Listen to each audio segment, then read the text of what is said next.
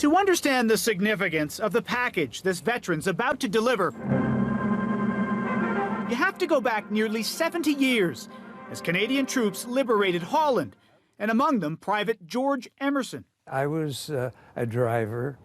Those in Emerson's small unit were living in this house in the town of Enschede when a fellow soldier brought in this Dutch man who at the time was starving, among the many emaciated prisoners of war released from Nazi labor camps. I didn't know whether he was going to live or die. So Emerson cooked some beef and potatoes and fed the man. He also dug out 2 chocolate bars. And I handed the 2 chocolate bars to him. The grateful man left, and not long afterward, Emerson went home to Ontario, got married, and didn't give the encounter much thought.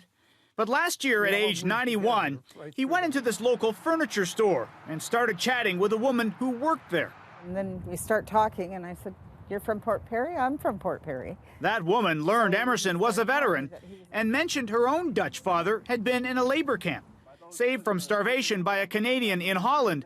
That's when Emerson told his own tale. And when I came to the part about the 2 chocolate bars, she went into sobbing, and I wondered what was the matter, and she said, "That was my father."